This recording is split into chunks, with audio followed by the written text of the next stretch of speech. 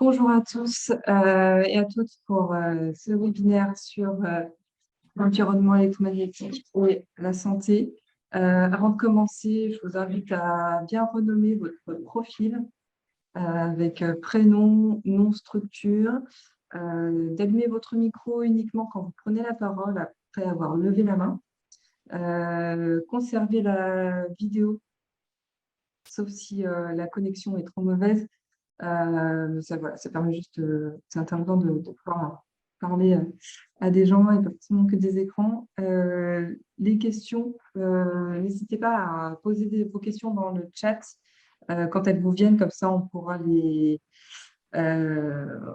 soumettre après aux intervenants pendant les temps de questions-réponses. Mais si vous avez voilà, une question pendant le temps de questions-réponses, n'hésitez pas à lever la main pour que je puisse vous voir et qu'on arrive à se répartir la parole facilement.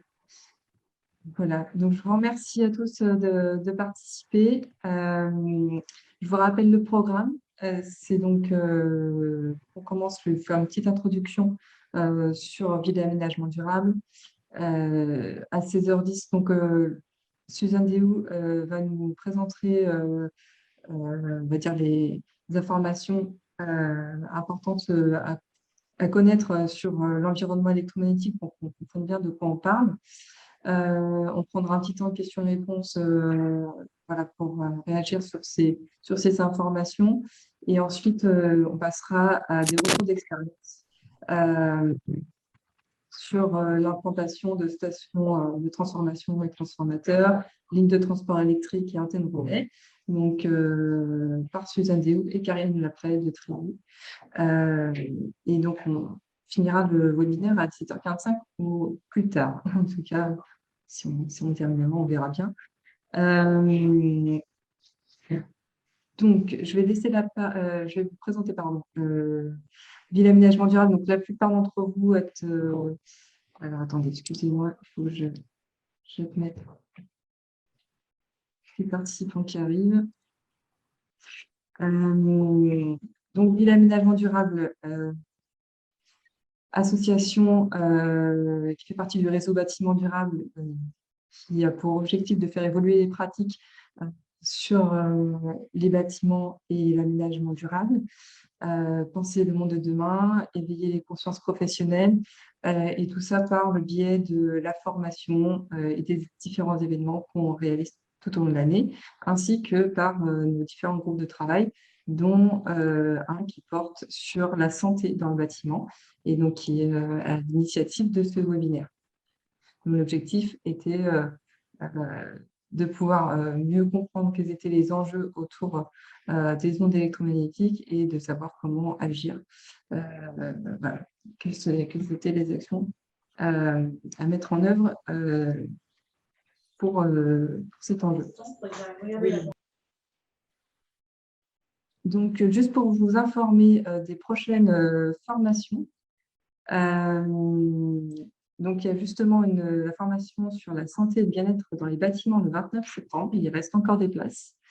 Le 7 octobre, ça sera sur la réglementation environnementale RE 2020. Le 20 octobre, sur réaliser une analyse de cycle de vie. Le 18 novembre, sur concevoir et construire en matériaux bio et géosourcés en Auvergne-Rhône-Alpes. Et enfin, le 1er et 2 décembre, la première formation pour devenir accompagnateur de la méthode ECRIN, donc qui est donc qui est un engagement à construire responsable pour un air intérieur sain. Une démarche développée par ADEME, qu'on déploie sur la région Auvergne-Rhône-Alpes. Les prochains événements, donc la visite, le 4 octobre, il y aura une visite de chantier du collège Mercurol, donc en partenariat avec Fibois 26 et les rendez-vous pro en Drôme. Le 6 octobre, lancement du guide Architecture frugale, 20 exemples de réhabilitation en Auvergne-Rhône-Alpes. Donc, ce sera un lancement du guide en soirée le 6 octobre avec l'Union régionale des CAUE et le collectif Frugalité Heureuse et Créative. Le 11 octobre, nous ferons un webinaire sur l'habitat et comment faire évoluer en gros, le processus de fabrication de l'habitat. Le 13 octobre, c'est une visite du Val Rosay, donc réhabilitation, extension et surélévation de 2 bâtiments de Ronson Habitat. Réglementation environnementale, donc ça c'est une conférence le 13 octobre également, donc, qui est organisée par CEREMA et dont on est partenaire.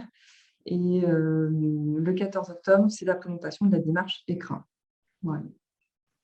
Donc, je vais laisser maintenant la parole à Suzanne Déou. Je vais arrêter mon partage. Voilà. D'accord.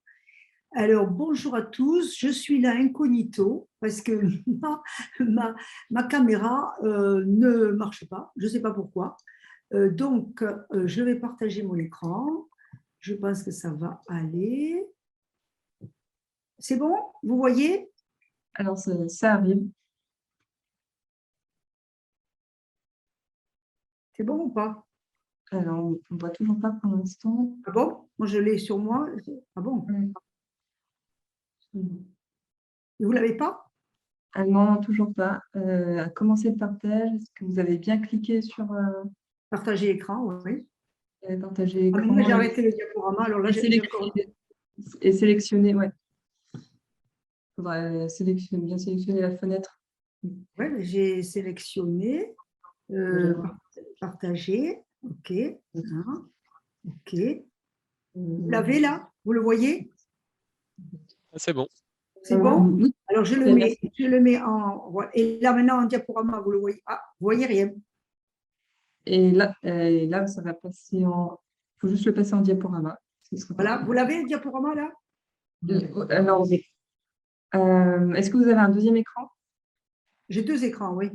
Ah oui, parce que là, on voit du coup que le côté qui n'est pas en diaporama, qui n'est pas en mode présentation. Non, c'est parce que vous voyez.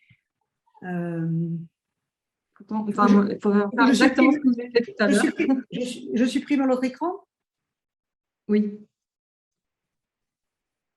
Et là, maintenant? Alors, refaites la manipulation pour passer en présentation. J'y suis déjà, hein, mais bon. Alors, arrêtez le diaporama.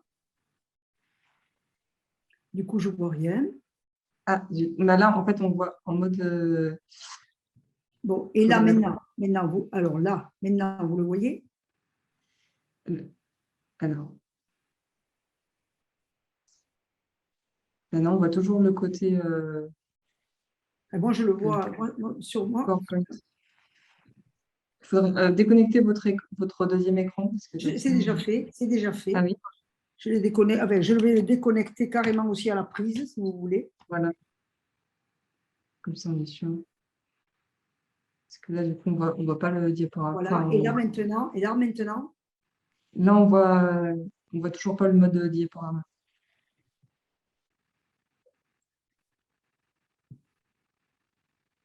Il faudrait faire exactement ce que vous avez fait tout à l'heure. et j'ai fait exactement, mais vous voyez, c'est les mystères. Exactement pareil. C'est les mystères, c'est les mystères. Là, voilà. Utiliser le diaporama. Suivant. Oh, c'est pas vrai ça. Là, vous voyez une diapo quand même, vous voyez quelque chose. Alors, oui, donc on voit le diaporama, mais pas en mode présentation, pas en grand écran. Ouais. Là, maintenant, vous voyez pas le diaporama? Non. C'est bizarre. Moi, j'ai arrêté le diaporama, je ne vois pas ce que je peux faire. À ce moment-là, vous allez le passer, puis on se débrouillera. Ouais, on va faire ça. Parce que bon, il y a des animations, mais bon, il faudra que vous suiviez un peu. Je vais essayer de faire au mieux. Là, maintenant, ça va ou pas? Vous ne l'avez pas? Attendez. Non, toujours pas. C'est pas possible, ça. Je vais interrompre. Partager. J'arrête pas. Moi, je l'ai, écran.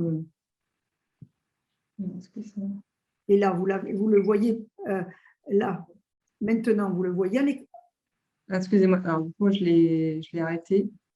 Du coup, pardon, moi, j'ai pas trop compris ce qui s'est passé, mais du coup, je vais passer ma version. Hop, partager. Ah, donc là, je suis bien sur mon truc à moi. Ça, c'est le vôtre là Voilà. maintenant? Donc là, c'est le mien, là. Bon, d'accord. Bon, on va essayer, ça sera peut-être un peu moins dynamique, mais bon, ça sera bien quand même. Bon, alors, j'ai failli ne pas avoir l'image, j'ai pas fait, j'ai déjà pas la vidéo. Bon, ben écoutez, je me présente rapidement. Donc, je suis médecin ORL. J'ai exercé. Vous m'entendez bien quand même? Oui, oui, parfaitement. Bon. Donc, j'ai exercé un certain temps en ORL, mais ça fait déjà depuis pas mal d'années que je m'intéresse à la relation santé-bâtiment. J'ai monté, étant prof associé à l'Université d'Angers, un master justement, risque en santé de l'environnement bâti. Donc pour initier un nouveau métier d'ingénierie de santé dans le bâtiment et l'aménagement urbain. Voilà, donc j'ai écrit plusieurs ouvrages, ce que vous voyez là. Diapo suivante. Alors, comme on l'a dit en intro, les objectifs de ce webinaire, c'est connaître les composantes parce que c'est pas facile, hein, l'environnement électromagnétique. Et donc, il faut déjà quand même connaître, avoir quelques bases. Ensuite, comprendre les spécificités de chaque fréquence, on va le voir. Et ensuite, comme ça, appréhender les solutions qu'on va prendre pour essayer de limiter les expositions. Diapo suivante. Alors, commençons par le spectre électromagnétique. Alors, vous avez donc en bas toutes les gammes de fréquences et vous voyez qu'on est exposé aux ondes électromagnétiques en permanence, au moins le jour, par la lumière visible. La lumière visible est une onde électromagnétique et donc elle est salutaire, on en a besoin. On en a besoin pour faire fonctionner notre mélatonine, pour faire fonctionner tout notre organisme. Donc là, on sait très bien que nous sommes exposés aux ondes électromagnétiques. Alors, cette lumière, elle fait presque la frontière entre les radiations ionisantes qui sont à droite. Alors, ce n'est pas tout à fait exact parce que la frontière se fait en début des ultraviolets C, vous le voyez en dessous, en bas. Donc, à partir des ultraviolets C, on dit qu'on est dans des radiations ionisantes parce que ces ondes électromagnétiques ont assez d'énergie pour arracher un électron à la matière. Donc, bien sûr que très rapidement, on a connu la toxicité, mais aussi l'utilité, puisqu'on fait quand même des radiographies avec les rayons X, on fait aussi des soins avec les rayons gamma.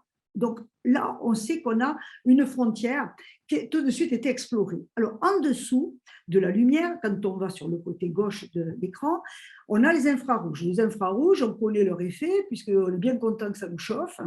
Oui, c'est merci de suivre avec la souris. Donc, on a les infrarouges. Donc là, bien sûr, ça chauffe et ça peut brûler, mais on le sait. Et après, petit à petit, on descend. Alors, c'est vrai qu'on a exploré davantage rapidement avec les technologies des basses fréquences, c'est-à-dire tout à fait à gauche, puisque c'est là que se situe le 50 Hz en Europe ou 60 Hz aux États-Unis pour le transport et l'utilisation de l'électricité. Bon, donc là, on a quand même avantage explorer cette zone-là avec les lignes de tension, les transformateurs. Et puis, petit à petit, les technologies se sont développées dans les radiofréquences et les hyperfréquences. Et c'est bien sûr une interrogation importante qui se fait. Alors, ce que j'ai mis là, c'est les plages de fréquences du CNELEC, c'est-à-dire le comité de normalisation d'électricité, mais européen. Alors, on ne peut pas, vous savez, c'est toujours pareil, il faut toujours qu'on ait des différences. Alors que dans tout le monde anglo-saxon, et l'OMS entre autres, j'ai mis en dessous, quand je vais parler aujourd'hui, quand je dirais radiofréquence, c'est ce qu'on a européen, ce qu'on considère radiofréquence, plus hyperfréquence. Parce qu'au niveau anglo-saxon et l'OMS, c'est les deux plages, radiofréquence et hyperfréquence, qui sont incluses dans le mot radiofréquence. Voilà, ça c'est un problème de lexique. Voilà, on peut aller à la diapo suivante. Alors, ce qui est important, c'est déjà de comprendre qu'avec toutes ces différentes longueurs d'onde, nous n'avons pas la même pénétration dans le corps humain et la même action. Donc ça, c'est hyper important pour comprendre la suite. Alors, si on est au-dessus de 10 MHz, c'est-à-dire, là, vous voyez des petites flèches qui montrent que ça pénètre ou que ça ne pénètre pas. Et quand vous êtes à partir de cette, sur le petit schéma, il y a une petite zone bleue, là déjà, au-delà de ça, ça chauffe. Donc, les conséquences sur l'organisme seront par l'intermédiaire de la chaleur. Un peu en dessous, on a un mélange toujours dans les radiofréquences, donc un mélange entre 100 kHz et 10 MHz où ça chauffe, mais aussi ça peut stimuler certaines cellules de l'organisme. Bon. Et en bas, complètement en bas, 10, tout ce qui est extrêmement basse fréquence ou basse fréquence, là, ça va être une stimulation des tissus, ça ne chauffe pas. Donc là, on va le voir, et ça va être, cette zone-là, c'est l'exposition que l'on peut avoir, par exemple, avec tout ce qui est alimenté à l'électricité. Donc ça, c'est important déjà de savoir que, suivant les fréquences, on a une pénétration ou pas dans le corps humain, un échauffement ou pas. Voilà, ça, c'est au moins les grandes lignes. Suivant. Alors, maintenant, j'ai présenté, parce que bon, quand même, on va faire quand même quelque chose d'un peu rapide, mais s'il y a des questions, on répondra. Alors, on va présenter, parce qu'on a des impacts, vous avez compris, différents à cause de la pénétration, par tout ce qui est en basse fréquence, c'est-à-dire autour du 50 Hz, et après, on fera radiofréquence, parce que les effets ne sont pas les mêmes. Alors, bien sûr que les sources, elles sont connues, vous avez les plus belles, là, c'est tout ce qui transporte l'électricité, 50 Hz. Donc, les sources extérieures, c'est lignes électriques, transformateurs, les trains. Il y en a qui sont en courant continu, mais ça, on en parlera. Sources intérieures, c'est tous les équipements qui ont un moteur, un alternateur, un transformateur ou qui utilisent l'induction. C'est tous ces équipements qui peuvent être source d'exposition. Voilà. Alors, continuons. Alors, là, j'ai fait l'animation. Alors, là, on va parler, alors ce qui est très important à ces fréquences-là, c'est qu'il faut séparer le champ électrique et le champ magnétique. Parce que l'onde est très longue et au moment où on mesure, l'onde n'est pas formée, elle fait 6000 km. C'est pour ça qu'il faut des câbles électriques. Tandis que les autres, après, qui sont des ondes plus courtes, on n'a pas besoin de câbles électriques, on n'a pas besoin de câbles, la transmission peut se faire par l'air. Alors, dans ces fréquences-là, on va séparer champ électrique et champ magnétique. L'unité, vous le connaissez, le champ électrique se mesure en volts et le champ magnétique, alors en ampères par mètre, ou Tesla, ou Gauss, sont les unités. On continue. Alors, le comportement est différent. Le champ électrique va dépendre de la tension, c'est-à-dire que si une lampe est branchée, c'est-à-dire elle est sous tension, elle va émettre un champ électrique. Par contre, le champ magnétique, lui, dépend de l'intensité, c'est-à-dire que si la lampe n'est pas allumée, il n'y a pas de champ magnétique. Donc, vous voyez que c'est très important de connaître ces nuances pour connaître l'exposition, parce que nous verrons que ce qui nous embête le plus, c'est l'exposition au champ magnétique. Voilà. Donc, le champ magnétique dépend de l'intensité et nous verrons après dans les exemples qu'on le voit très très bien dans les mesures que l'on peut faire. On continue. Alors, très important, le champ électrique, les objets font écran. Par exemple, une haie d'arbres, le bâtiment va faire écran. Par contre, pour le champ magnétique, le champ magnétique, lui, va traverser les structures et ce n'est pas parce qu'il y a un mur en béton que le champ magnétique ne va pas passer. Donc ça, c'est très important parce qu'on peut penser que parce que quelque chose est à l'intérieur par rapport à une source extérieure, on est protégé. Non, pas pour le champ magnétique, oui pour le champ électrique. Voilà, on continue. Alors, donc, on voit que ça, c'était pour les conditions possibles d'exposition. Là, ça, c'est des schémas de l'OMS, c'est déjà ancien, vous voyez, du siècle dernier. Les champs électriques, voilà comment ça se passe. Vous êtes sous une ligne électrique, et bien, les champs électriques qui seront émis ne traversent pas le corps, ils vont faire une charge en surface. Donc, bien sûr qu'on aura très peu de stimulation liée aux champs électriques. Par contre, les champs magnétiques, eux, vont pénétrer le corps et provoquer l'apparition de courants induits dans le corps humain. Donc, c'est pour ça qu'à ces fréquences-là, ces basses fréquences, c'est le champ magnétique qui nous interroge le plus au niveau sanitaire. Le champ électrique, donc là, on peut mettre suite, voilà. Alors, ce qui est important à savoir et qui va nous servir pour prévenir l'exposition de tous les humains, c'est que l'intensité de ces champs est inversement proportionnelle à la distance. Alors, à la distance. Alors, si on a un conducteur unique, ça va être proportionnel à la distance. Bon. Par exemple, pour les caténaires des réseaux ferrés. Par contre, si c'est des sources linéaires, comme une ligne électrique, là, le champ magnétique va baisser en fonction du carré de la distance. Donc, ça va très vite. Et si on a des postes de transformation, des appareils, c'est en fonction du cube de la distance. Donc, ça, c'est très important pour pouvoir dire rapidement, vous n'allez pas être exposé ou vous êtes exposé. Ça, c'est des clés importantes pour la prévention. On continue. Alors, maintenant, voyons les effets sanitaires. Bien sûr qu'il faut séparer les deux, alors que vous verrez, pour les radiofréquences, on ne séparera pas du tout. Là, on sépare. Et le champ électrique, vous avez tous entendu que quand il y a un peu d'humidité dans l'air, on a une espèce de bruit comme un bruit d'abeille. Bon, c'est dû à l'effet couronne et c'est en fonction de l'humidité de l'air. S'il n'y a pas beaucoup d'humidité, on ne l'entend presque pas. Et de la surface des câbles. Bon, c'est une nuisance, mais ce n'est pas quand même très, très, très grave. Par contre, là, après toutes les études qui ont été faites, vous allez voir, pendant 20 ans, vous voyez, la classification date de 2002.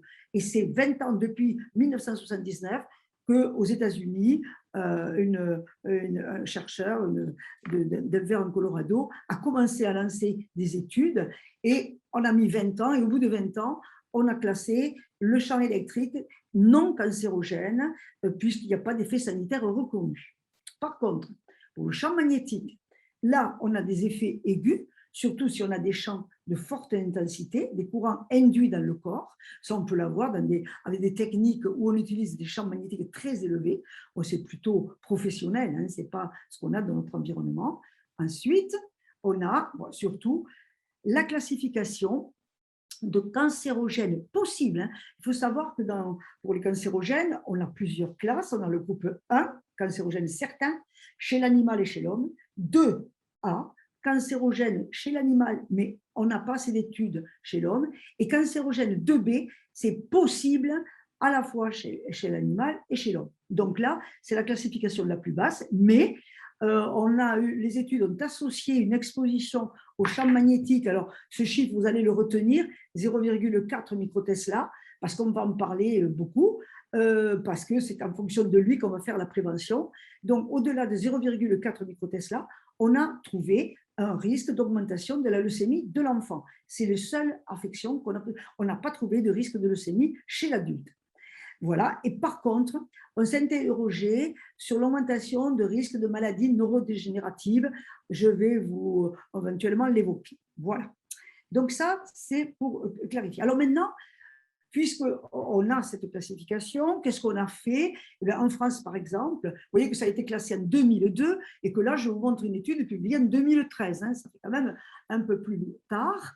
Là, c'est une étude française qui a pris 30 000 témoins, c'est quand même beaucoup, et a pris 2779 cas de leucémie de l'enfant. Et sur ces cas de leucémie de l'enfant et chez les témoins, on a regardé quels étaient leur habitat, leur exposition par rapport à une ligne très haute tension, c'est-à-dire 225 et 400 kV. Et on a essayé de voir si au-dessus de 50 mètres, si la limite de 50 mètres est une limite d'augmentation du risque. Oui, au-delà de 50 mètres, on voit que en dessous de 50 mètres, on voit qu'on a une augmentation du risque de 70% pour toutes les classes d'âge pour les enfants et une multiplication du risque par 2,6 pour les enfants de moins de 5 ans. C'est vrai que plus ils sont jeunes, plus, bien sûr, on a cette augmentation de risque. Donc, c'est quand même intéressant et ça nous donne aussi une grandeur qui nous permet aussi d'en tenir pour pouvoir après faire une application dans les différents projets d'urbanisation. Voilà. Alors, on a beaucoup maintenant d'études. L'ANSES, vous savez, c'est notre agence nationale de sécurité sanitaire. Et c'est vrai que il y a tout un département ondes électromagnétiques dans cette agence. Et on a, vous allez voir, je vous donne les dernières publications. Vous voyez que celle-là est de 2019. Et donc, ils ont essayé de caractériser les expositions pour voir les effets sanitaires. Et on voit que, pour savoir en France, parce que beaucoup de pays avaient fait cela, pour savoir quel était le pourcentage de population exposée en environnement résidentiel, hein, c'est-à-dire il faut qu'on passe du temps. Hein. Et puisque c'est les enfants qui sont les plus importants, vous voyez qu'on a fait toute la population. On voit qu'au-delà de ce fameux chiffre que je vous ai cité, 0,4 microtesla, ça fait 0,28% de la population. Et si on prend un seuil plus bas, 0,1 microtesla, on a 0,74. Bon, disons qu'on n'a pas 1% de personnes. 0,1 microtesla, on n'a pas. Bon, il faut, vous encombrez pas trop de valeurs parce que sinon après on ne sait plus. Retenez 0,4 microtesla. Alors, si ça c'était la population générale. Si on prend les enfants de moins de 15 ans, à domicile, il y en a 0,35% qui seraient exposés à un champ magnétique supérieur à 0,4 microtesla. Et dans les écoles, ils ont fait aussi les écoles de premier degré pour les plus petits. Il y a quand même 0,18% des enfants qui fréquentent un établissement scolaire exposé à un champ magnétique supérieur à 0,4 microtesla. Bon, donc c'est très important parce que quand on fait des projets d'aménagement, on doit tenir compte de cette valeur-là. Et il est vrai qu'on doit chercher à ne pas avoir des enfants exposés à plus de 0,4 microtesla. Voilà, la suite. Alors, dans ce même document, puisque l'ANSES a fait plusieurs documents, et je vous présente le dernier, par rapport aux précédents documents qu'ils avaient fait, au précédent avis, ils ont étudié l'évolution du niveau de preuve pour voir si, puisque la science et l'évaluation progressent, est-ce qu'on a trouvé d'autres risques sanitaires par rapport à 2000, à 2002, hein, au moment de la classification en cancérogène possible. Bon, ils ont repris et finalement, ils confirment l'effet possible sur la leucémie infantile. Et par contre, ils ont essayé de voir si avait émergé un risque, une existence d'un effet pour toutes les maladies que vous voyez, tumeur du système nerveux central, cancer du sein, leucémie, cancer de l'adulte, Parkinson, puisque je vous ai dit qu'on hésitait sur les problèmes des maladies neurologiques, maladie de Parkinson, sclérose latérale amyotrophique avait été suggérée sur des travailleurs sur les lignes électriques. Finalement, impossible de conclure. Voilà, donc on reste fixé sur leucémie chez l'enfant, mais c'est champ magnétique. Voilà. Alors, maintenant, donc, au niveau sanitaire, on a une idée assez claire. Maintenant, qu'est-ce qu'on a comme recommandation? Alors, on a la plus ancienne, qui est celle de la recommandation européenne des limites d'exposition de 1999. Alors, là, je vous assure que quand vous mettez champ magnétique 50 Hz et que vous mettez que vous ne voulez pas être exposé à plus de 100 microtesla, je vous rassure, il n'y a personne en France qui est exposé à 100 microtesla sous une ligne haute tension, parce que les lignes haute tension, avec le maximum d'ampérage, l'hiver par exemple, on monte à 30 microtesla. Bon, alors pourquoi avoir choisi une valeur aussi haute? Des personnes s'interrogent, se disent, mais ce n'est pas possible, ça ne correspond à rien. Si, ça correspond à quelque chose, c'est ce qu'a dit d'ailleurs l'OMS, c'est que ce sont des valeurs limites pour limiter les effets d'une exposition aiguë de courte durée. Bon, franchement, on y arrive. Alors, il faut se méfier parce qu'on n'y arrive pas à ces expositions, mais quand vous avez des fois des comptes rendus de mesures, on vous dira, ah oui, mais on ne dépasse pas les limites d'exposition. Ben ouais, ça bien sûr, on ne dépasse pas les limites d'exposition, parce qu'elles sont tellement élevées. Donc, il faut faire attention, parce qu'il y a d'autres modes d'interprétation. Donc, il faut savoir qu'elle existe, la recommandation européenne, qu'elle est traduite en droit français depuis le 3 mai 2002. Donc, on risque de vous le mettre dans des rapports de mesures, mais c'est pas... bien sûr qu'on ne va pas en tenir compte, on a d'autres recommandations. Alors, on continue. Alors, Après 99, vous voyez que 2000 en Suisse, ils ont quand même dit, ouais, ok, les 100 microtesla, mais c'est pas quand même tellement, puisqu'on parle de 0,4 microtesla, et bien, eux, ils ont décidé que le champ magnétique 50 Hz émis par les nouvelles lignes des transformateurs, je viens de faire pour toutes les sources, doit être inférieur à 1 microtesla, ce qui se rapproche, parce qu'entre 0,4 et 1 microtesla, la distance n'est pas tellement grande de protection, donc c'est très bien. Et ils ont dit ça en 2000, alors que nous, on était avec, encore en 99 avec ce 100 microtesla. Alors, ils ont dit, pour arriver à être en dessous d'un microtesla, eh bien, on voit qu'ils ont établi des distances. Alors, pour une ligne 380 kV, bon, c'est 60-80 mètres de la ligne. Pour une ligne aérienne 220, 40 à 55, puisque c'est la distance qui est importante. Et l'ampérage, bon, vous voyez, donc, on voit un petit peu, il donne ces distances. Donc, c'est une référence, c'est intéressant. Mais depuis, on a évolué. Donc, ça, c'est 2000. On continue. Alors, l'AFCET, vous voyez, 10 ans après, l'AFCET a fait un avis en disant il faut au moins 100 mètres, une distance minimum de 100 mètres de ligne très haute tension, hein, faites attention, THT, et pour implanter un hôpital, une crèche, une école. Bon, c'est une distance, mais vous verrez qu'on va aller plus bas. Hein, voilà, donc ça, c'est pour montrer un peu la chronologie des recommandations. Voilà, continue. Alors, dans la même année, vous voyez, un tout petit peu après, au mois de mai, après l'avis de l'AFCET, l'Office parlementaire d'évaluation des choix scientifiques et technologiques du Sénat a fait un rapport en disant ne pas accroître le nombre d'enfants exposés à des champs magnétiques 50 Hz supérieur à 0,4 microtesla. Vous voyez, c'était un peu avant l'étude GeoCap. Donc, on avance. Donc, vous voyez, alors, ensuite, en 2012, vous voyez, ça a fait l'objet de nombreux textes. Alors, en 2012, alors là, c'est complexe comme tout, les bandes de 100 mètres, enfin, pour chaque arrondissement, bon, je vous laisserai le lire, hein, parce qu'on ne va pas, les bandes de 30 mètres. Bon, vous l'avez le document, on va aller à celui en dessous, qui est quand même plus facile. Voilà, en fait, en 2013, eh ben, on arrive un peu aux décisions des Suisses qu'ils ont prises en 2000, on y arrive en 2013 et on y arrive en disant, eh ben voilà, on demande au préfet de ne pas implanter de nouveaux établissements sensibles dans des zones exposées à un champ magnétique supérieur à un micro-Tesla. Donc on arrive à ce que disaient les Suisses en 2000, en 2013. Voilà.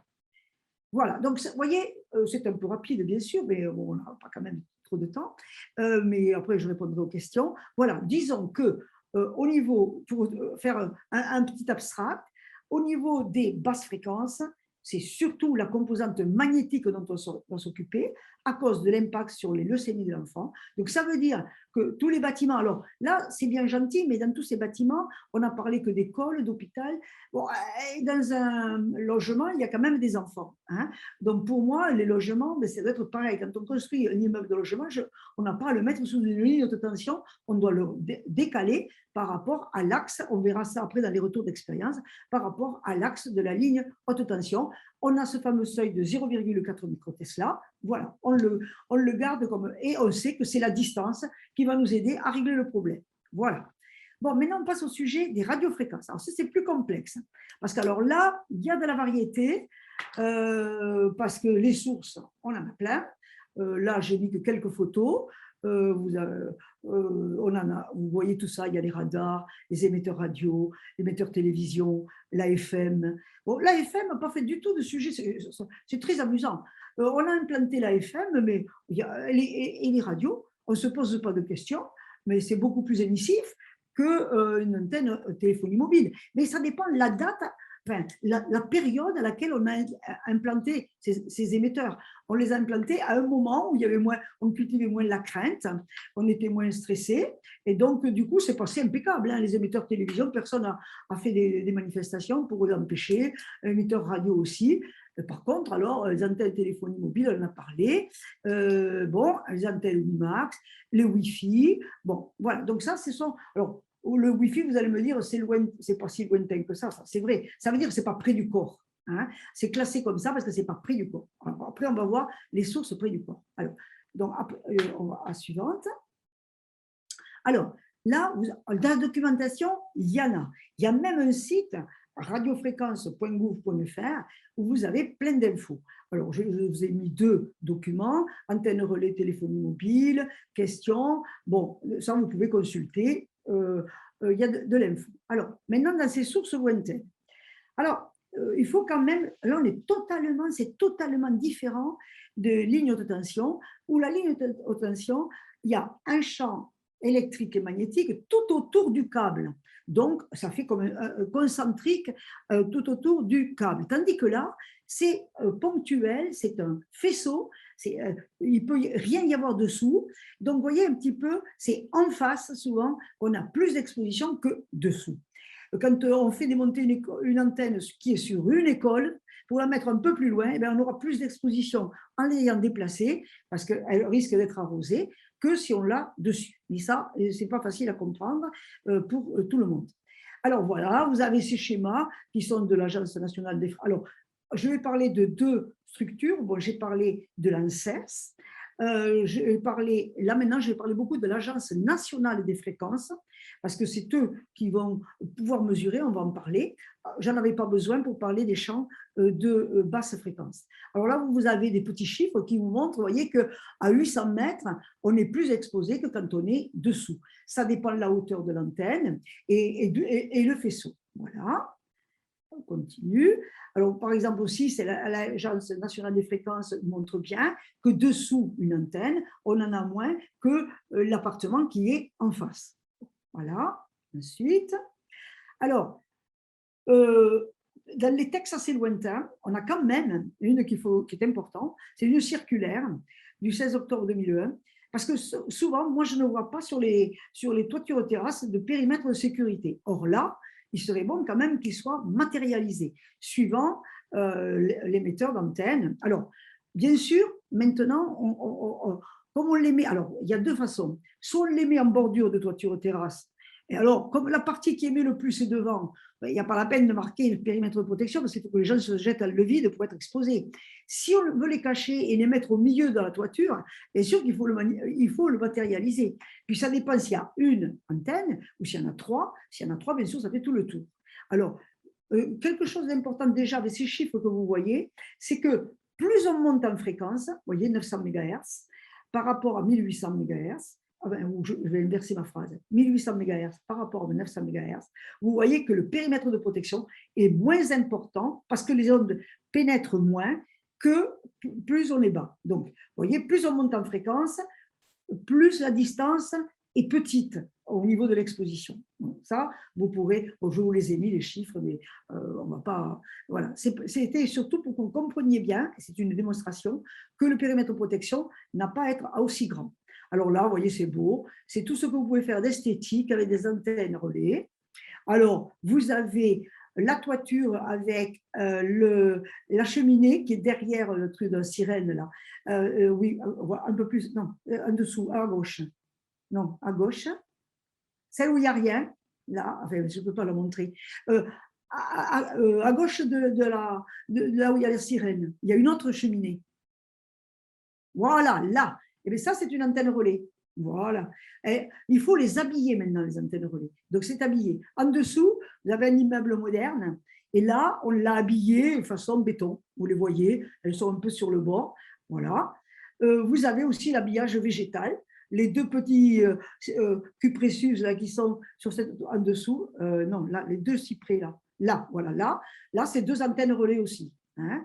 Là, c'est à La Réunion, l'autre, à gauche et à droite, c'est de façon palmier, différentes variétés, c'est des antennes relais. Et dans le sud de la France, vous avez voilà, la version pain. Voilà, vous avez, donc, voilà, c'est un petit clin d'œil. On les habille, c'est pas plus vilain. Voilà. Alors, maintenant, il faut qu'on parle aussi de quelque chose de plus récent, c'est les compteurs communicants, qui a fait beaucoup de bruit. Le Linky. Bon, alors, les compteurs communicants, il ne faut pas tout mélanger. Il y a pour l'électricité, Il y a pour le gaz, il y a pour l'eau. Parlons d'abord de l'électricité. Le compteur pour Linky utilise une technologie de courant porteur à ligne. C'est-à-dire que sur le fil, on va avoir un émetteur, ce n'est pas un émetteur radioélectrique, hein, c'est une communication, un champ électromagnétique qui circule sur le câble électrique. Bon, OK, avec 2 fréquences, 35, vous voyez, on est dans kilohertz là. Hein, bon. Alors ensuite, Gaspard, le compteur gaz et le compteur d'eau de Suez utilisent des ondes de radio, 1 seconde 2 à 6 fois par jour, à la fréquence de 169 MHz, à peu près comme la FM, la radio FM. Bon. Et un peu plus haut, on a le compteur d'eau Veolia. Bon. Là, c'est la transmission d'ondes radio. C'est comme si on émettait la FM, la radio. Bon, OK, en dessous. Voilà. Alors, là, il faut bien savoir, et vous avez un document aussi de l'ANSES que je vous ai mis en photo, qui est très riche et qui dit bien que les niveaux d'exposition aux émissions sont très faibles. Pourquoi? Parce que ce sont, alors, soit c'est des dispositifs radioélectriques pour le gaz et pour l'eau, ça fonctionne sur pile avec des niveaux d'émission très faibles. Et pour le courant porteur en ligne, c'est limité à quelques volts, donc la tension est très faible pour des raisons de compatibilité électromagnétique avec l'environnement. Donc, l'exposition, bon, à moins d'être sur le câble, n'est pas importante. Voilà, donc ça, c'est pour avoir quelques informations assez claires sur ces compteurs communicants qui font l'objet de beaucoup de débats. Ensuite, Suzanne, on commence à avoir un peu de retard sur le programme, donc si voilà, eh ben, sur les là, il points les faut. plus importants. Ouais, mais le sujet est quand même vaste, je sais bien. Mais, oui, bien sûr. Mais voilà, c'est juste il vaut mieux peut-être faire moins longtemps, parce que vous avez prévu 1 heure sur les retours d'expérience. Je pense que sur les retours d'expérience, ça pourrait être plus rapide. Parce que là, si on n'a pas compris ça, c'est pas la peine le reste. Hein. Bon, alors là, ça, c'est les sources proches. Et ça, vous avez un document qui est tout récent, qui est pour le téléphone mobile porté près du corps. Et ça, en fait, vous savez qu'on mesure les émissions d'un téléphone avec le DAS, le débit d'absorption spécifique. Et ce débit, il a été calculé quand on s'en sert normalement à l'oreille. On n'a pas calculé ce débit quand on l'a carrément sur le corps. Et surtout pour les enfants. Donc, cliquez, parce que là, j'ai mis un texte. Voilà. Alors, depuis 2016, on s'est aperçu qu'on a mesuré le DAS pour le tronc et finalement, il faut que maintenant, on baisse ce fameux débit d'absorption spécifique à 5 mm et non le mesurer à 5 mm et pas à 25 parce que pour les enfants, on va avoir des expositions assez importantes. Donc ça, c'est un nouveau sujet. Ce n'est pas uniquement le téléphone qu'on utilise à l'oreille. On continue. Alors, là, ce schéma est très parlant pour vous montrer la différence d'exposition quand on utilise un téléphone. Alors, le téléphone chez vous, le DECT, le téléphone mobile sans fil, vous voyez, c'est les petites, c'est ce qui est en brun rouge-brun. Hein, voilà, vous voyez les pics. En jaune, vous avez les pics d'exposition quand vous utilisez votre portable. D'où l'intérêt d'utiliser le haut-parleur, les oreillettes. Et voyez le Wi-Fi, c'est tout petit, c'est de toutes petites impulsions, mais c'est vrai que c'est pulsé, donc c'est en permanence. Mais c'est vraiment hyper faible. Par contre, il faut savoir que là où on est exposé au Wi-Fi, c'est quand on travaille avec l'ordinateur sur ses genoux. Hein, voilà. On continue. Alors, ça, c'est un travail qui est très bien fait du CSTB, de juin 2020, sur le rapport de la campagne nationale des mesures des radiofréquences. Alors, vous voyez qu'il y a eu une quantité de collèges, lycées, hôpitaux, EHPAD qui ont été mesurés, et vous voyez les niveaux médians d'exposition qui sont faibles, qui sont 1%. Alors là, c'est plus les chiffres, il ne faut pas confondre les mêmes valeurs avec les basses fréquences, hein, c'est autre chose. Et vous voyez, c'est 1% à peu près de la valeur limite d'exposition de 28 volts. Donc, on peut dire que quand même, l'exposition est très faible. On peut continuer. Tout ça, vous pouvez Alors, maintenant, ce qui permet de rassurer quand même la population, c'est que, et il faut le faire, c'est que vous pouvez avoir des mesures gratuites. Par exemple, vous allez faire un projet à tel endroit, vous savez, vous voyez qu'il y a une antenne relais, eh bien, vous pouvez demander, avec tout ce que je vous ai mis là, sur le formulaire service public, on remplit un formulaire et on va avoir des mesures gratuites qui sont faites par des labos. Alors, parce que là aussi, suivant les labos, les mesures peuvent être vraiment différentes. Et là, il y a 2 labos accrédités et qui font avec le protocole de l'Agence nationale des fréquences. Les résultats sont communiqués, ils sont rendus publics et ils alimentent la carte Carto-Radio. Donc, ce qui fait que déjà, vous pouvez avoir les valeurs sur Carto-Radio, mais vous pouvez aussi demander ces mesures gratuites. Ça a beaucoup fait baisser l'inquiétude des gens parce que, bien sûr, les gens ont vu que les valeurs étaient quand même très, très basses par rapport aux valeurs limites. Alors, ce qui est intéressant, mais je ne sais pas encore si ça a été beaucoup fait, en tout cas, ils le disent, que c'est étendu à l'exposition des objets communicants. Par exemple, le compteur Linky. Si les personnes sont inquiètes par l'installation du compteur Linky, peuvent demander ce type de mesures gratuites par l'Agence nationale de fréquences. Suivant. Alors, la 5G. Alors là, grand débat. Alors la 5G, là aussi, vous avez le document de l'ANSES qui est très bien fait. Alors là, on est dans la nouveauté parce que avec ces antennes 5G, vous voyez en bas les petits schémas que j'ai mis, c'est que ce sont des antennes à faisceau orientables, suivant la demande. Alors là, si par exemple, avec la 4G, on a toujours les mêmes faisceaux au même endroit tout le temps. Tandis que là, suivant la demande, vous voyez, le premier schéma, il y a un car qui passe, des gens, mais le faisceau est orienté vers cette demande. Après, s'il y a une autre demande venant de maison, le faisceau va être orienté. Vous voyez, alors ça permet une utilisation des données à la demande, et donc ce n'est pas une exposition continue. Mais bien sûr, c'est variable, naturellement. Et bien sûr que cette 5G, elle est motivée par toute l'augmentation des services sans fil et l'Internet des objets. On veut toute une connectivité de tout. Il faut savoir ce qu'on veut.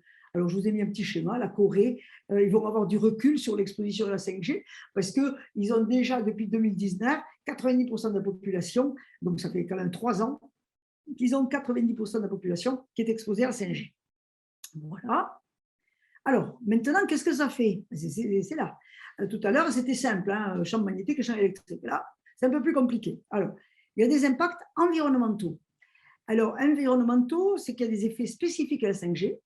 Et quand on parle beaucoup d'empreinte carbone, moi je me marre un peu quand même, parce que c'est bien gentil de vouloir mettre des matériaux bas carbone, mais quand on demande de la connectique, et on augmente automatiquement l'empreinte carbone du numérique, je crois qu'il faut quand même y penser aussi.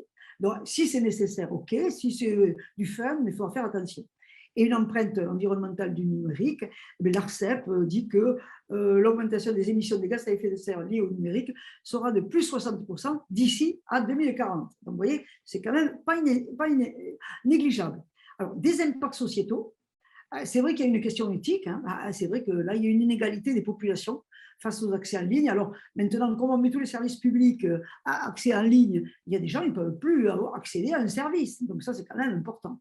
Et ensuite, l'impact du numérique sur la santé. Et le problème, c'est les petits, parce qu'en raison de la connectivité, maintenant, même les jouets qu'on leur achète au premier âge, ils sont connectés, et donc ils les exposent. Et puis les contenus, parce que là, il faut voir maintenant, avec toute la pornographie qu'il peut y avoir en ligne. Voilà. Et ensuite, bien sûr, des risques éventuels sanitaires. Alors, la chose qui peut nous sauver, c'est que comme on monte très haut en fréquence, puisqu'on est à 3,5 ou 26 GHz, on a une moindre pénétration dans le corps. Donc ça, c'est quand même intéressant. Mais de toute façon, on n'a pas assez de données pour conclure actuellement. Voilà. Voilà. Je vais arriver à la fin. Bon, alors, il y a un sujet quand même important, toujours document d'ANSES, c'est l'exposition des enfants. Hein. Je viens de vous le dire, et ces documents sont très intéressants parce que pour les fréquences de 100 MHz à 4 gigas, vous savez qu'on est loin de l'exposition. Là, en fréquence, par rapport aux 50 Hz, par rapport aux lignes électriques, c'est beaucoup plus fréquent et important. Hein. Voilà, alors donc, vous voyez que le DA, c'est 40% plus élevé que pour les adultes.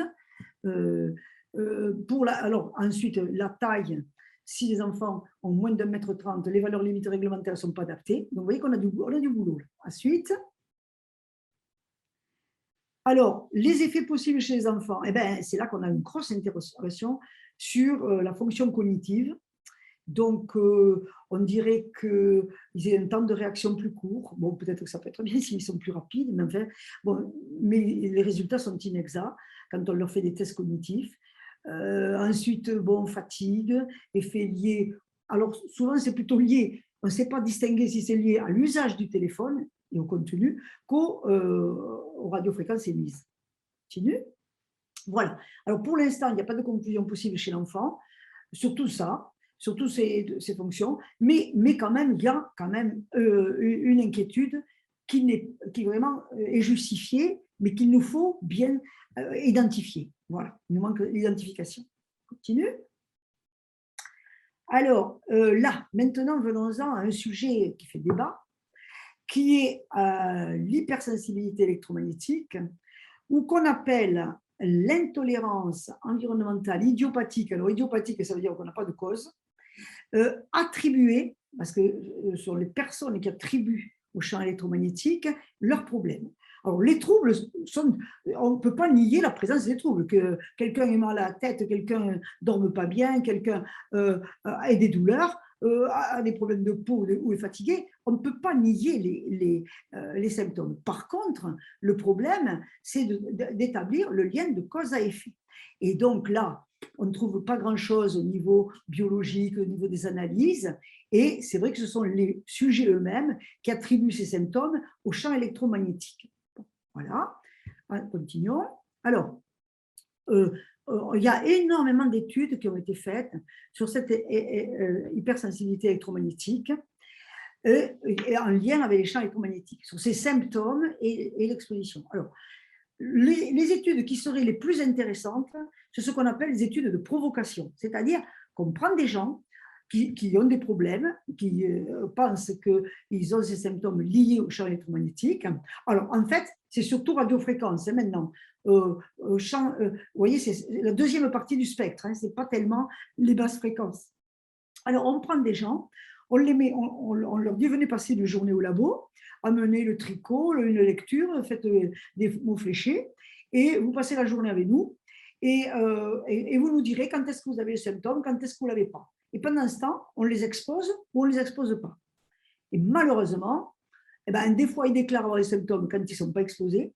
Quand ils sont exposés, ils ne déclarent pas les symptômes. Donc, ces études de provocation qui seraient la clé pour pouvoir faire le lien de cause à effet, elles sont vraiment pas, elles mettent pas de lien de causalité en évidence. Voilà. Alors après, on a cherché un tas de choses.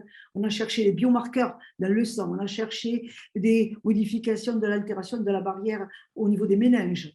On a cherché pour voir au niveau du système nerveux végétatif. On a cherché, vous voyez tout ce qu'on voit. On a cherché tout ça. Est-ce que les gens ne sont pas hypersensibles à tout? Parce qu'on voit que ces gens, par exemple, ces personnes qui décrivent ces symptômes aussi, par exemple, vont dire « je suis intolérante aux odeurs chimiques ». Donc, peut-être que c'est une hypersensibilité des gens qui perçoivent plus facilement. Voilà. Alors, pour l'instant, on propose le mot nocebo, juste de remonter, juste une petite, voilà, merci. La proposition de l'hypothèse d'un effet nocebo, vous connaissez l'effet placebo, où vous pensez que quelque chose vous fait du bien et vous êtes mieux. Et là, vous pensez que quelque chose vous fait du mal. Et donc, c'est des symptômes négatifs qui peuvent être causés par l'inquiétude. Parce qu'on peut être malade d'inquiétude. Hein. On a eu des gens qui avaient une antenne relais qui a été implantée en face chez eux. Ils nous ont dit, oui, mais je ne dors pas depuis que cette antenne relais est installée. Oui, mais elle n'était pas en fonction. Hein. Donc, l'effet nocebo existe. Alors, on continue. Merci. Alors là, toujours sur le même sujet, face à cette complexité, ça c'est sûr que c'est très difficile, l'absence de critères validés, le manque de causalité et la souffrance et l'isolement psychosocial de ces personnes, parce que quand même, ça fait à peu près 5% de la population. Et qu'est-ce qu'on fait? Voilà. Eh bien, les recommandations de l'ANSES, c'est qu'on a besoin d'améliorer les connaissances, c'est sûr. Alors, il faudrait que les études de provocation, qui sont la clé, aient moins de limites méthodologiques, qu'on les fasse mieux, qu'elles soient, voilà, qu'on puisse en tirer quelque chose. Ça, c'est important. Ensuite, une première étude est intéressante, c'est qu'on a vu qu'il y avait des rats qui avaient la capacité de choisir un environnement à faible exposition radiofréquence le jour quand ils se reposent, et que la nuit, après, ils avaient une augmentation du sommeil paradoxal, c'est le sommeil des rêves. Donc, peut-être que, bon, il n'y en a eu qu'une étude comme ça, mais elle n'est pas inintéressante. Et ensuite, il y a une autre piste, c'est pour les migraines et les céphalées.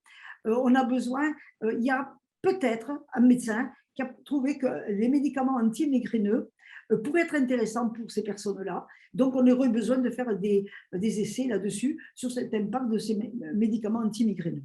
Voilà. Et alors, d'autres moyens, la variabilité à fréquence, en fait, je vous passe, c'est assez poussé. Voilà. On va finir. Alors, nous avons le 4e plan national santé-environnement. Vous savez qu'on en a eu chaque 4 ans, on en a un. Le 4e, c'est 2021-2025. L'axe 2, c'est réduire les expositions environnementales et affectant la santé. Et dans cet axe 2, il y a maîtriser l'exposition aux ondes électromagnétiques. Voilà. Et dans ce cadre-là, alors, il y a quelque chose d'assez sympa. C'est que la NFR, l'Agence nationale des fréquences, a développé une petite application qu'on peut télécharger sur son téléphone, qui s'appelle OpenBar, et qui peut vous dire quelle est la puissance du signal de votre smartphone en 2G, 3G, 4G, et qui peut vous donner aussi le déploiement des réseaux 5G. Sauf que ce n'est pas valable pour l'instant. Apple n'a pas donné son autorisation pour charger cette application. Donc, sur les Android, ça ne marche pas sur les Apple. Et donc, ensuite, ce qui est intéressant, c'est qu'il travaille, la NFR, à modéliser d'ici fin 2022, donc c'est proche, des niveaux moyens d'exposition par bâtiment par les antennes relais à l'échelle du territoire. Donc c'est quand même fort intéressant et ça nous permet d'avoir des clés pour pouvoir rassurer. Ensuite, voilà, mais voilà, merci. Oui, j'ai dépassé un peu le temps, mais vous avez vu, c'est un sujet quand même, si on veut être un peu clair, enfin, j'espère avoir été clair, mais on va le voir avec les questions. Oui, merci beaucoup, Suzanne. Donc, on va prendre quelques minutes pour répondre à des questions, pour préciser éventuellement toutes ces explications, si vous le souhaitez. Je ne peux pas vous voir tous en même temps, donc si j'ai un moment qui se lève la main. Il n'y en a pas. Dans le chat, il n'y en a pas. Bonjour. Bonjour. Oui. Bonjour, merci pour cette présentation très intéressante. Moi, je suis urbaniste, du coup, je travaille sur des projets d'aménagement. J'ai travaillé également dans la planification, donc la relation de PLU. C'est un sujet qui est très difficile à faire passer au niveau des élus, notamment quand RTE évoque qu'il n'y a pas de risque et donc on ne peut pas mettre de périmètre d'inconstructibilité. Quelles sont vos préconisations, parce qu'après ça relève de la volonté des communes, quant à l'éloignement par rapport aux lignes électriques? Alors, on va le voir après dans les retours d'expérience. Grosso modo, ça dépend quel est le voltage de votre ligne. Ça dépend, alors bien sûr, vous remarquerez que tous les centres commerciaux sont sous des lignes électriques, hein, tous les hôtels Formule 1 aussi, donc, mais quand même, pour alors tout ce qui est quand même, il y a des textes, vous pouvez tenir compte quand même de tous les textes que j'ai cités pour l'implantation d'écoles, d'hôpitaux et logements aussi, ça peut servir. Alors, grosso modo, ça dépend le voltage, mais 50 mètres, hein, le couloir de 50 mètres, c'est ce on a maxi pour la très haute tension. Et on verra parce qu'il y a une différence hiver et été, mais on va en reparler avec les retours d'expérience. Ok, merci. Merci. Est-ce qu'il y a d'autres questions? Oui, bonjour, je suis Anne Bailly, vous m'entendez? Oui, Oui, très bien. Oui, moi je suis pareil architecte urbaniste et c'est vraiment un sujet qui me tient particulièrement à cœur. J'ai une petite question concernant les valeurs pour tout ce qui est hyperfréquence. Quelles sont les valeurs que vous préconisez? Vous avez parlé en fait de la valeur sur les champs magnétiques.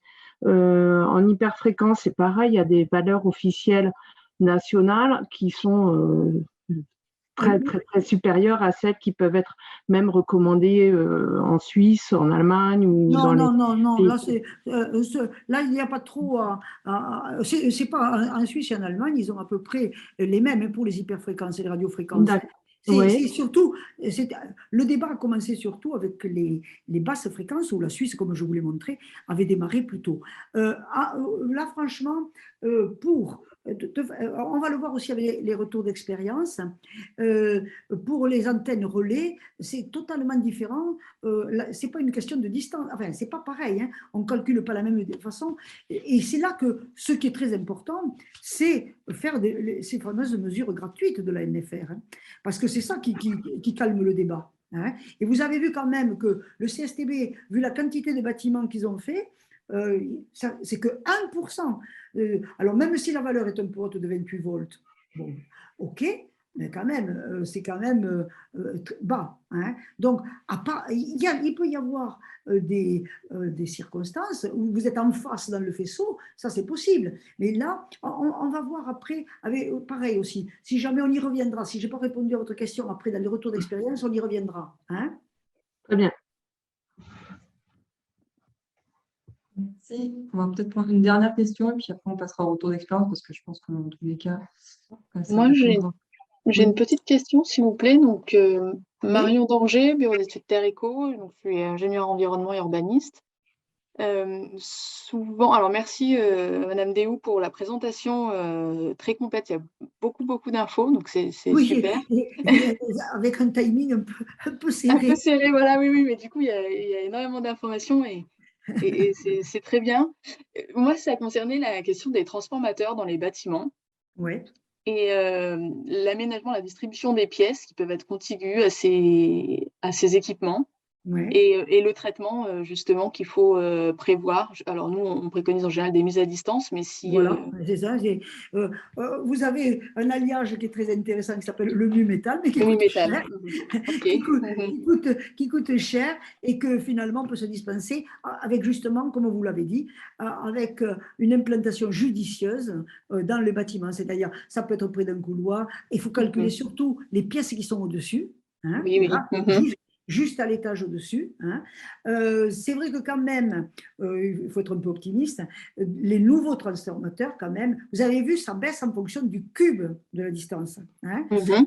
Donc, et les nouveaux transformateurs sont quand même, moi j'ai été surprise, hein, sont beaucoup moins émissifs que ceux qui ont déjà quelques années d'âge. Donc, ça veut dire que c'est la destination des pièces qui sont au-dessus et à côté, dans tout, parce que là c'est concentrique, hein, donc ça fait comme un cercle. Et donc, là, et puis ce n'est pas la puissance aussi, combien il y a de kVA dans ce transformateur. Hein. Bon. Et là, on joue avec la destination de ces pièces. Pas bien sûr de chambre, de salle de séjour. Voilà, ça peut être salle de bain, ça peut, voilà. D'accord, ok. Voilà. Oui, non. On arrive quand même maintenant un petit peu, mais bien sûr, il faut y penser. Il faut y penser. Anticiper. Ok, très bien. Je vous remercie. Je vous remercie. Du coup, on va passer au retour d'expérience. Du coup, je vous laisse prendre la parole en premier, puis on passera Voilà, à Karine après. voilà. Moi, j'en ai mis que quelques-uns. Karine en a mis beaucoup plus. Et donc, je pense qu'avec tous les retours d'expérience, on devrait répondre à vos questions. Pratique. Alors là, vous voyez une ZAC. Alors, cette ZAC, il y avait deux questions qu'on va voir. C'est que il y a un petit rectangle. Peut-être il y a une flèche, je pense, à activer. Non, mais suivant. Ah, pardon. Oui. Ouais, encore un. La flèche, voilà. Voilà. Alors, en fait, à 100 mètres, là, la distance, voilà. Il y avait une station de transformation. Vous savez, c'est tout. Une ligne moyenne tension arrive, et puis on a plein de circuits, d'équipements, et à partir de là, part bien sûr du 220. Alors, bien sûr, tout de suite, c'est à quelle distance? Des bâtiments les plus proches. Donc, le bâtiment le plus proche, c'est 100 mètres. Bon. Et donc là, à 100 mètres déjà de cette station électrique, on peut savoir que ça sera négligeable. Mais bien sûr qu'on l'a mesuré, parce que là, la décroissance, elle est fonction du cube de la distance. Hein, voilà. Donc là, pour ce projet-là, la question avait été posée. On peut répondre, mais on peut le confirmer par la mesure. Hein. Mais bon, ça, on s'en doute. C'est bon? Voilà, c'était cette flèche. D'accord? Elle arrive trop tard. Bon, alors, là, on reste toujours dans les basses fréquences. Alors là, c'est une ligne haute tension. On voit de Saint-Malo qui descend, de l'usine sur la Rance, où il y avait une centrale, descend une ligne de 125 kV, il y avait 2 fois de 125, Belle Épine jusqu'à Donlou, arriver à Rennes. Bon, là, vous allez voir après, on voulait faire aménager une zone de bureau. Donc, les gens, avec l'informatique et tout, étaient inquiets au niveau de la distance. Donc, alors, ce qui est important, là, on a fait campagne automne, presque été, quoi, hein, mais surtout plein hiver. Parce que ça, c'est très important, parce que si vous ne faites qu'une seule mesure, il faut au moins faire hiver. Parce qu'on va voir qu'en hiver, étant donné qu'on tire beaucoup plus de courant, comme le champ magnétique est fonction de l'ampérage, eh bien, il y a plus de champ magnétique autour des câbles qu'en été. Bon, donc, ça, c'est important. Si on ne fait qu'une seule campagne, au moins la faire en hiver. Voilà, suivante. Voilà, alors, là, voilà le projet hein, de tout cet aménagement. Et vous voyez la ligne qui est marquée en pointillé. Non, pardon, excusez-moi. La ligne, elle est marquée là en bleu, pylône, vous voyez, elle est en bleu complètement à droite. Hein. Alors, il y a eu des points faits sous les conducteurs, tous ceux qui sont A, B, C, D, E, F sont faits sous les conducteurs. Et puis, il y a des points faits à 50 mètres de la ligne. Bon. Alors, toujours pareil, champ électrique, champ magnétique, mais ça ne se mesure pas pareil. Bon. En octobre et en février. Bon.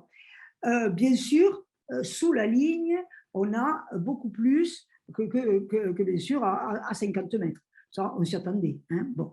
Ce qui est intéressant, c'est qu'il y a le pylône, on voit le point D, le point C, il est tout près du pylône. Donc, le câble est très haut. Alors, donc, quand on mesure au sol, c'est-à-dire que finalement, il vaudrait mieux être plus près d'un pylône qu'au niveau de la courbe de la ligne. Hein. Bon, c'est simplement il faut être pas plus près du pylône que d'autre chose, mais c'est pour vous montrer que le pylône relève le câble, et quand on fait les mesures au sol, on a moins.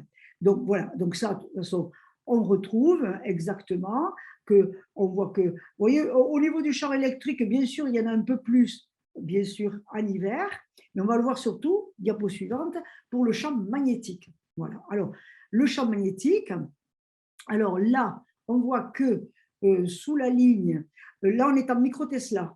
Hein, donc, on a les points A, B, C. Bon, vous voyez qu'on est à... c'est le point en hiver, vous voyez qu'en hiver, par exemple, si je prends le point F, ben, j'ai 4,62 micro-Tesla. Pensez au chiffre 0,4 hein, micro-Tesla. 4,62, l'été, enfin en octobre, j'avais 1,8. Bon. Mais tout ça est supérieur au fameux 0,4 micro-Tesla. Hein, qu'on soit en été, qu'on soit en hiver. Mais bien sûr, en hiver, il y en a davantage.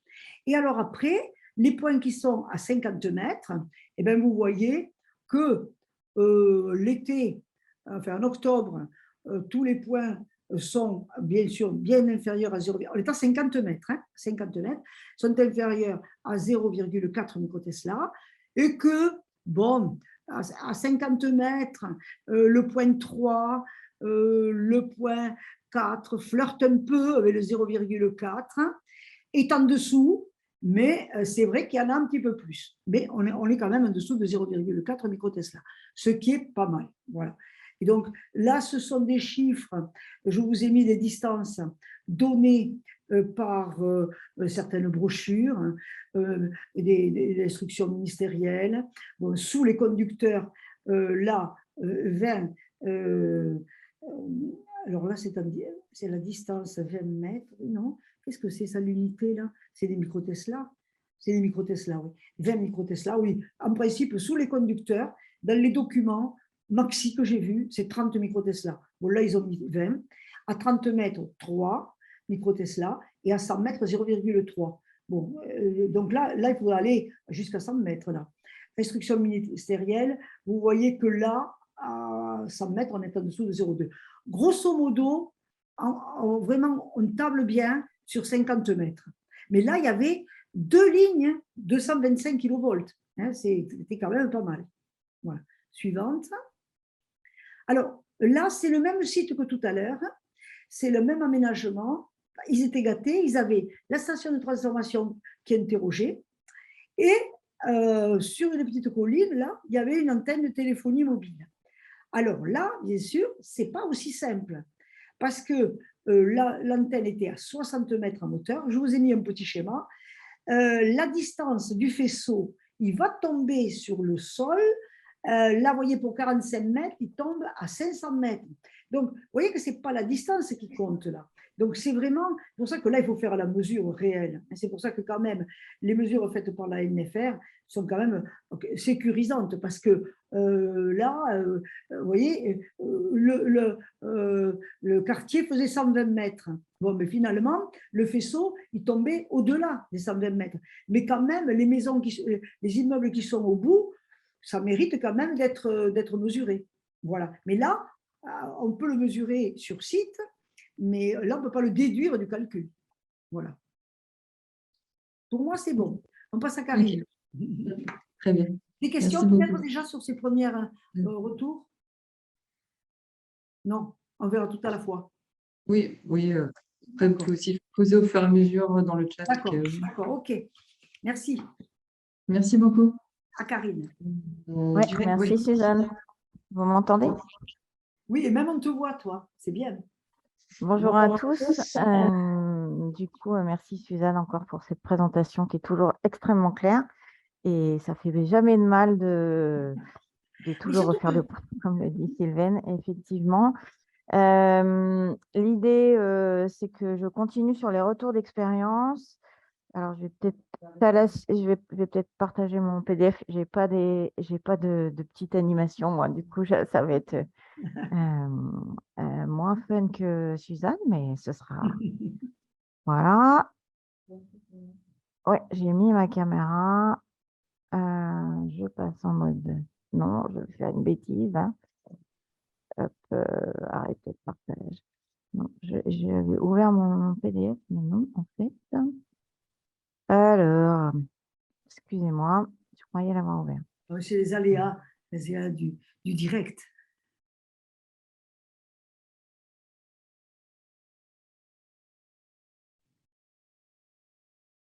Hop, ça arrive. Partager. Hop. Voilà. Donc, juste pour qu'on se présente, donc nous, on est bureau d'études en qualité environnementale. Donc, on a des travaux à l'échelle urbaine et à l'échelle du bâtiment. Et ici, du coup, je vais vous partager un peu comment on traite cette question des champs électromagnétiques. Alors, plutôt basse fréquence, je vais m'atteler plutôt à la basse fréquence, même si on est amené à regarder les questions de champs magnétiques haute fréquence, comme Suzanne sur les questions notamment des antennes relais dans le cadre des projets.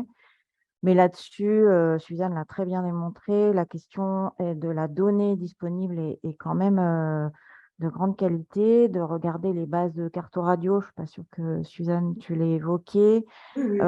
et puis la question de se renseigner auprès de la mairie et de demander les informations, c'est vraiment un sujet important. À ce sujet, il y avait effectivement une fois une collectivité qui m'a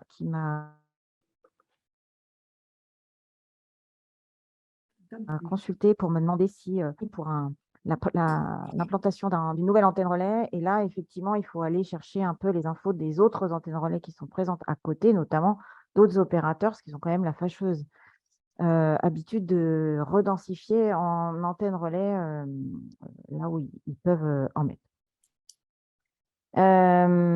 Sur les retours d'expérience, l'idée de la présentation, c'est à la fois de reprendre des exemples et des mesures qui ont été réalisées, mais surtout de pouvoir identifier à quelle phase du projet ça doit être fait, et ça peut être fait par chacun d'entre vous, d'ailleurs, dans les gens qui sont présents autour du webinaire.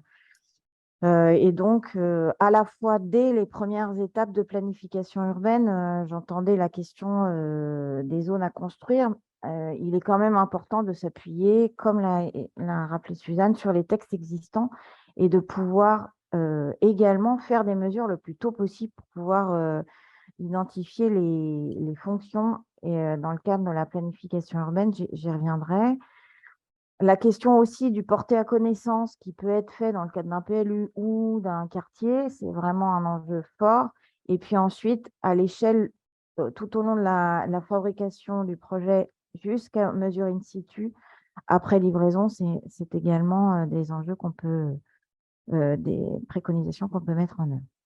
Le porté à connaissance, un exemple ici, le quartier du Carré de Soie, sur lequel on a travaillé pendant 8 ans, dans lequel on a mis en place un atlas environnemental qui était à destination de tous les porteurs de projets qui souhaitent déposer un permis de construire dans le cadre des 500 hectares d'un grand projet piloté par la métropole de Lyon.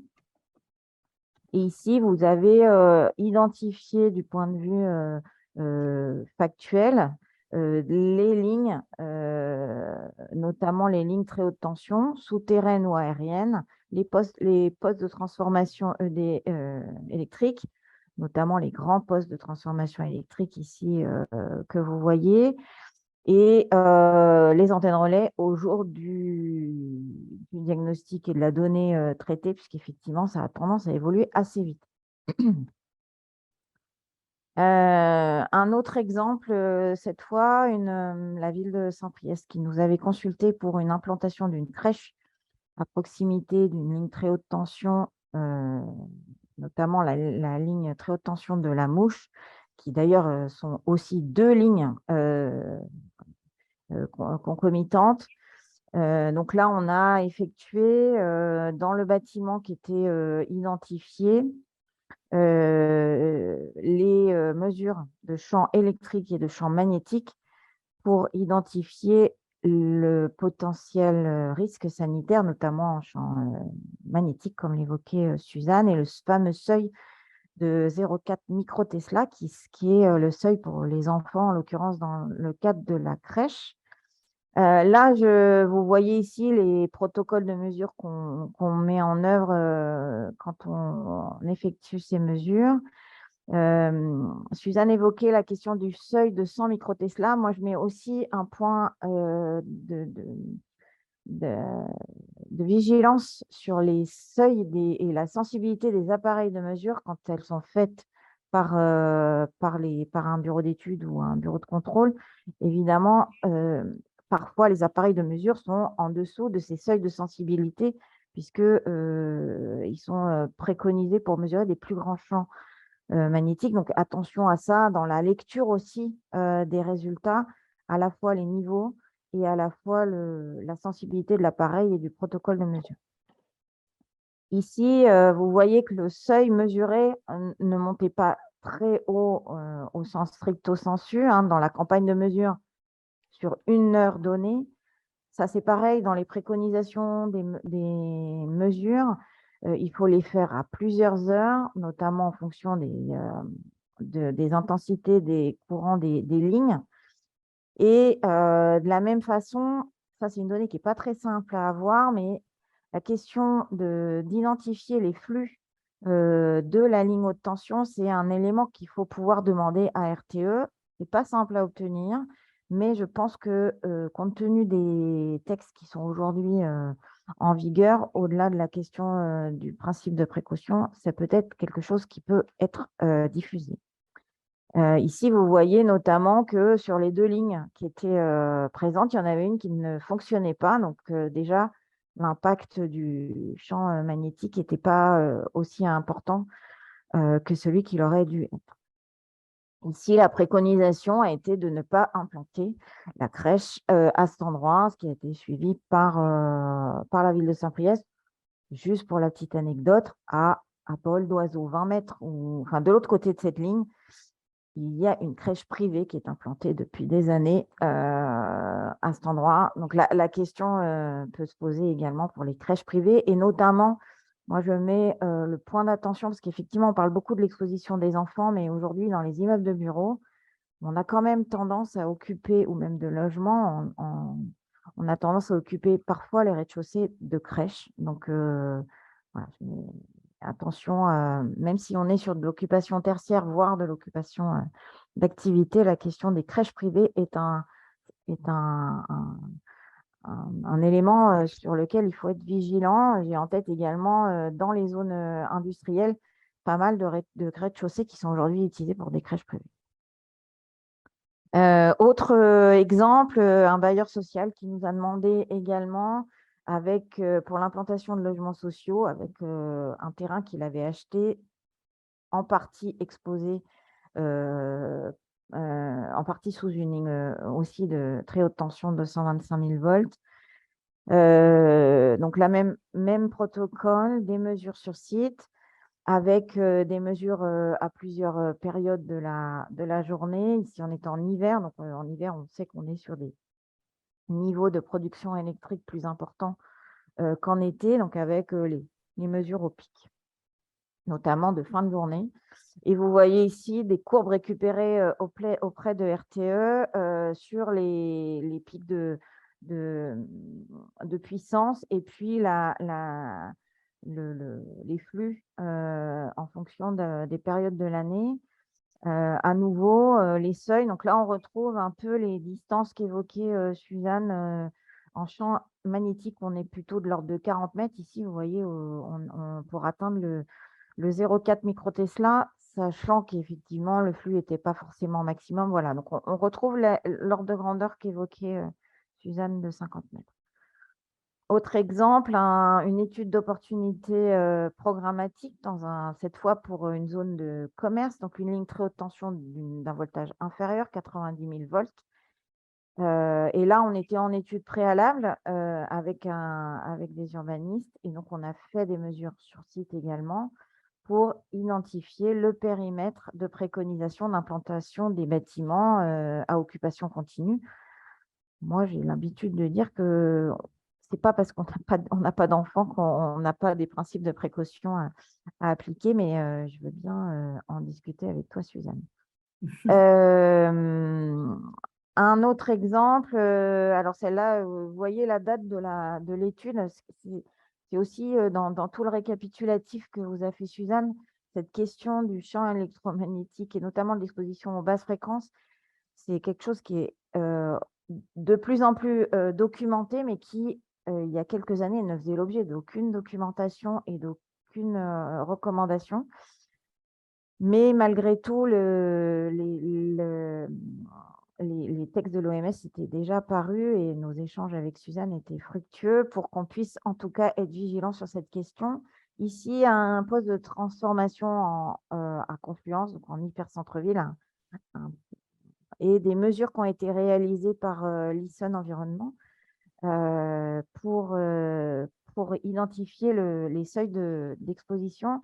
Ici, ce qu'on remarque, c'est que la ligne qui arrive est en réseau souterrain et qu'en fait, les points d'exposition sont plutôt sur l'espace public, donc pas à proximité des bâtiments aujourd'hui construits, mais qui questionnent effectivement et qui a questionné notamment le réaménagement de ce transformateur sur lequel on avait, à l'époque, avec Suzanne, mis en place un cahier des charges de préconisations et qui disait que notamment, on se posait à l'époque la question d'aménager le long de cette voie un emplacement pour y mettre un banc ou de se poser. Voilà, la question de l'aménagement de l'espace public au regard de ces grands transformateurs.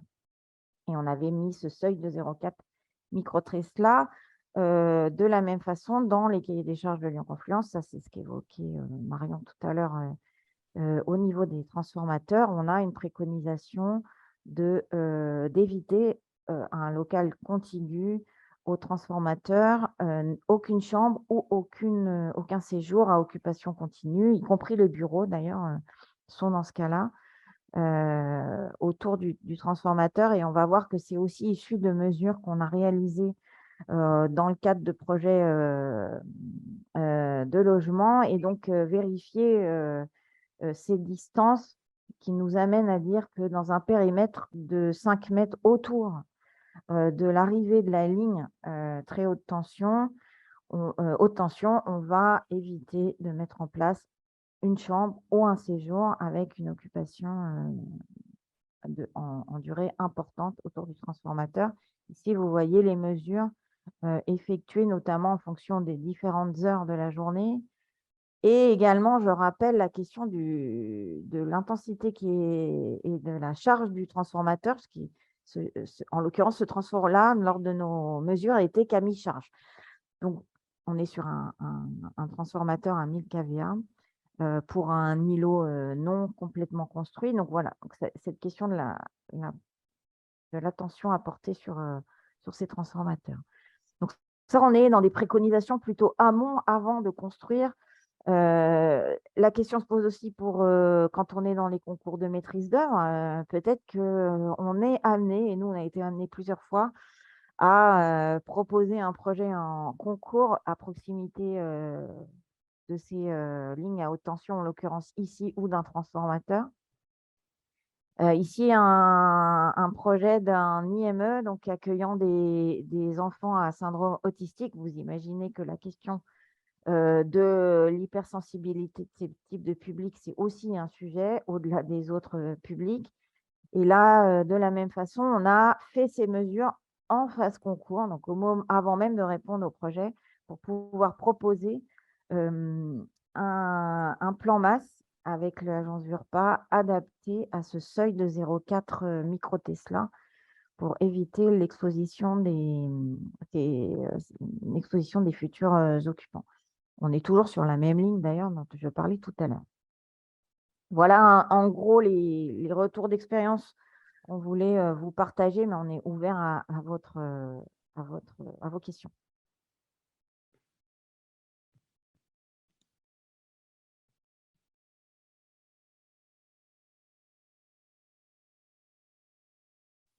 N'hésitez pas à réagir, voilà, et à poser vos questions.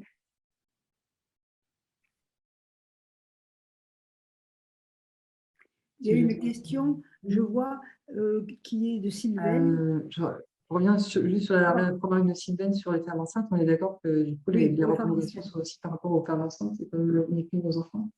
Bien sûr. C'est ce que j'évoquais quand j'évoquais les adultes, mais je veux bien l'avis de Suzanne à ce point de vue. Moi, je me dis qu'il faut faire attention. Mais bien sûr, puisque on a le risque qui est le plus important pour les enfants de moins de 5 ans. In utero, ça compte. Hein. C'est ce qu'on trouvait, par exemple, avec la plaque à induction. Pardon, c'est moi qui l'entends pas. Ah, Suzanne. Oui. Tu nous entends? Oui. Moi, je vous entends. Vous ne m'entendez pas? Oui. Non, ah, ça y est, maintenant, on vous entend. Vous m'entendez? Vous ne m'entendez pas? Si, c'est bon. Ah bon, d'accord. Non, je réagissais là au problème de la femme enceinte. Oui, c'est un enfant, hein. C'est pareil. Donc, justement, on avait des études, par exemple, sur la plaque à induction, parce que c'est le champ magnétique domestique le plus important, et que quand si on est cordon bleu, si la femme enceinte est cordon bleu et qu'elle passe beaucoup de temps devant sa plaque à induction, l'exposition du fœtus, elle est quand même pas négligeable. Donc, et des leucémies commencent très tôt. Il y a des leucémies à l'enfant de moins de 2 ans. Donc, oui, bien sûr, les femmes enceintes sont à considérer. C'est pour ça que le logement doit être considéré. Mais que du coup, le tertiaire aussi, Suzanne. Le tertiaire aussi, le tertiaire aussi. Parce Mais de toute qu'effectivement, façon, potentiellement, on a des femmes enceintes dans tous les locaux. ouais, mais le tertiaire, on y pense parce que quand Ouais. ils ont des immeubles de bureaux près d'une ligne électrique, ils ont peur des interférences avec les équipements informatiques et tout. Donc là, par exemple, à Rennes, ce n'était pas pour la population, ce n'était pas du tout pour diminuer l'exposition des personnes, mais l'exposition des ordinateurs. Hein. Donc pour les bureaux, le message peut passer facilement. Vous m'entendez? Oui, ouais, très bien. Merci beaucoup Ah bon, pour ces compliments. d'accord.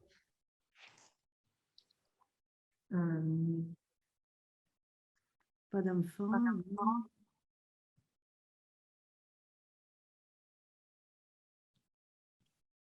Voilà, bah, écoutez, est-ce que vous avez... Est-ce que je peux, c'est encore moi, de me dire merci, merci à vous deux, Suzanne et Karine, de toutes les informations.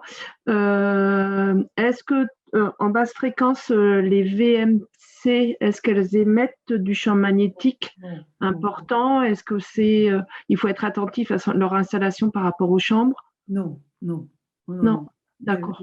C'est négligeable. C'est négligeable, d'accord.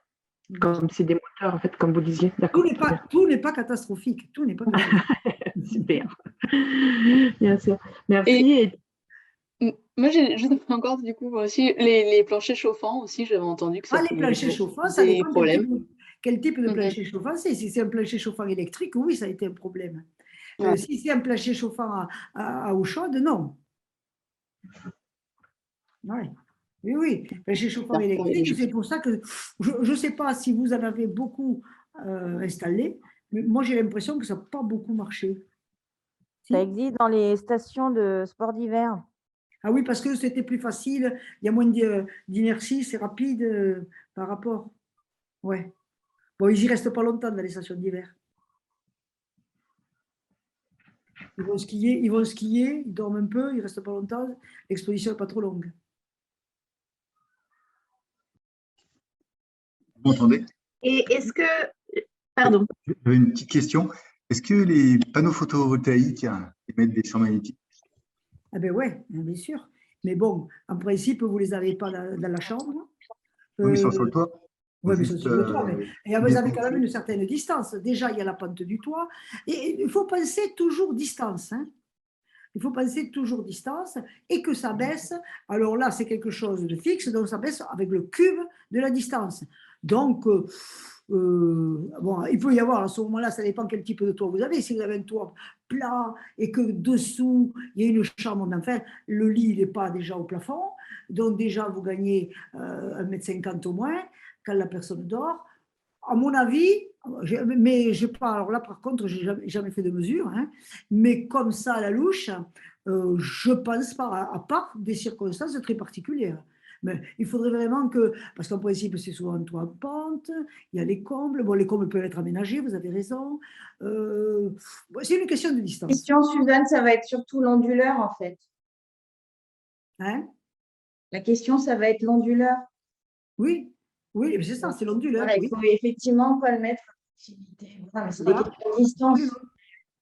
On n'est pas sur on est sur des voltages qui sont à 220 volts, on n'est pas sur du... Voilà, c'est pas du tout pareil, mais bon, en tout cas, on peut le prendre en compte. Hein. Mais bon, en sachant que quand même, toujours réfléchissez distance. Je me permets de reposer une question sur un autre sujet plus macro.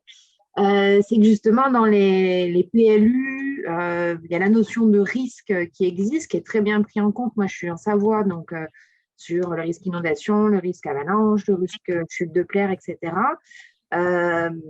Est-ce qu'on pourrait espérer, imaginer qu'un jour, ces sujets soient pris en compte de la même manière avec des périmètres fixés pour justement les champs magnétiques liés aux lignes électriques par principe de précaution avec, je dis n'importe quoi, 40 mètres en fonction du voltage. Est-ce que c'est des choses… Non, je pense que, comme c'est déjà dans les textes, je pense que c'est après, en fonction des projets, que vous devez l'intégrer. Mais je ne pense pas qu'automatiquement, on va dire, voilà, parce que c'est tellement, enfin, il faut l'adapter quoi, au projet. Comme là, on a quand même des textes qui disent bien qu'on ne doit pas exposer à plus de 0,4 microtesla, tout ça, avec les distances, on sait à peu près. Bon, je pense que bon, ça ne vous empêche pas de faire des mesures quand même avant l'aménagement. Mais bon, à mon avis, je ne sais pas ce que tu en penses, Karine. En fait, comme aujourd'hui, toute la problématique est sur la notion de réglementaire. C'est-à-dire qu'aujourd'hui, le seul texte réglementaire, il est sur les 100 micro-Tesla. Oui. Donc, ils ne peuvent s'appuyer sur aucun texte là-dessus. Donc, la seule chose, c'est la question des principes de précaution qui sont donc au bon vouloir.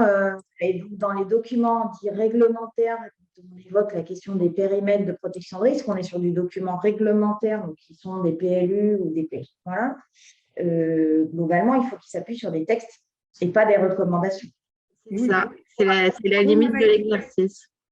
Ben voilà. Donc, effectivement, c'est vraiment une limite. C'est là où… Mais enfin, une circulaire, même, il y a des… un décret, c'est quand même un texte réglementaire. Comment? Une circulaire ou un décret, c'est quand même un texte réglementaire. Ouais, mais il donne une recommandation, en fait.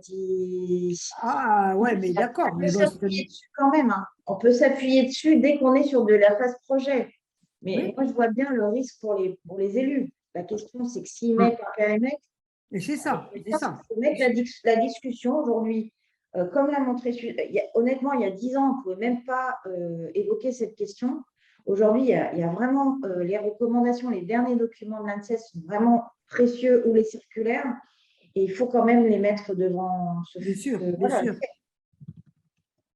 Il y a une question dans le chat sur quel type de ligne haute tension peut-on trouver en ville, voltage les plus courants? Si j'ai bien compris, les 50 mètres de recul sont vérifiés pour des lignes 225. Ah oui, mais il n'y a pas du 225 volts en ville. Hein. Non, mais c'est du… En ville, c'est 20 000 volts. C'est 20 000 volts. C'est moyenne tension en ville. Hein. Puisque quand toutes les lignes, les grandes lignes électriques arrivent près d'une ville, il y a ce qu'on appelle les stations de transformation, ce que je vous ai montré sur un des exemples. C'est-à-dire que ça permet de transformer alors, il y a des endroits, c'est pour transformer de la haute tension en moyenne tension, et après, il y en a d'autres, moyenne tension en 220. Donc, en fait, en ville, on n'a que de la moyenne tension qui circule. 20 000 volts. 20 000, ouais, 20 000 volts. Alors, sauf les lignes très haute tension, en général, elles circulent, mais souvent, elles sont enterrées, sauf cas exceptionnels qui arrivent encore en périphérie de métropole. En ville Ouais. En ville, elles sont enterrées, des fois. En ville, il ne doit pas y en avoir beaucoup quand même. Hein.